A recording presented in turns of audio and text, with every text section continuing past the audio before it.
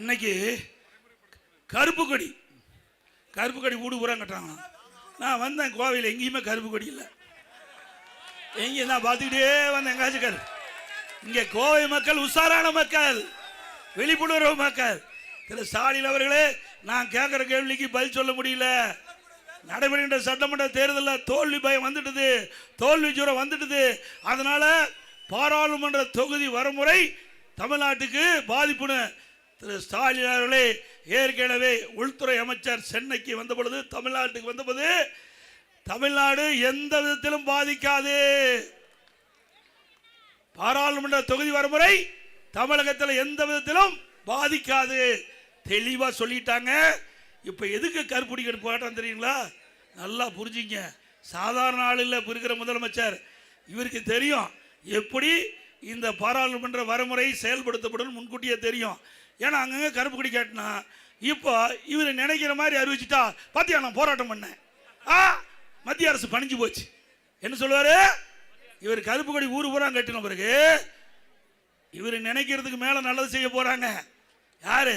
திரு ஸ்டாலின் நினைப்பதற்கு மேலாக, அவருடைய கட்சி கூட்டணி தலைவர் நினைப்பதற்கு மேலாக அற்புதமாக இந்த பாராளுமன்ற தொகுதி வரமுறை செயல்படுத்துவாங்க.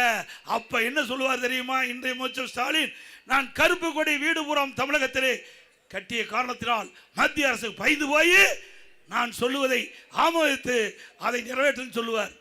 பாருங்க, நாளைக்கு பத்திரிகையில் அப்படித்தான் வரும். நாளைக்கு டபுள் கே மாறுறாரு. அவரெல்லாம் தெளிவா இருக்கிறாங்க. மத்தியில் இருக்கிற ஆட்சியாளர் தெளிவா இருக்கு. நம்முடைய மாநிலம் மட்டும் இல்ல, இந்தியாவில் இருக்கின்ற அனைத்து மாநிலங்களும் பாதிக்காத அளவுக்கு பாராளுமன்ற தொகுதி வரமுறை செயல்படுத்தப்படும் என்று உறுதி கொடுத்துட்டாங்க. உறுதிப்படி செயல்படுவாங்க. மக்கள் மகிழ்ச்சியோட இருப்பாங்க. ஆனா ஒரு ஆளுக்கு மட்டும் மகிழ்ச்சி இருக்காது. யாரு? ஸ்டாலினுக்கு. அவர் கண்ட கனவு பலிக்கலையே. அவர் கண்ட கனவு, அதுக்கு தான் இந்த கருப்பு கொடி போராட்டம்.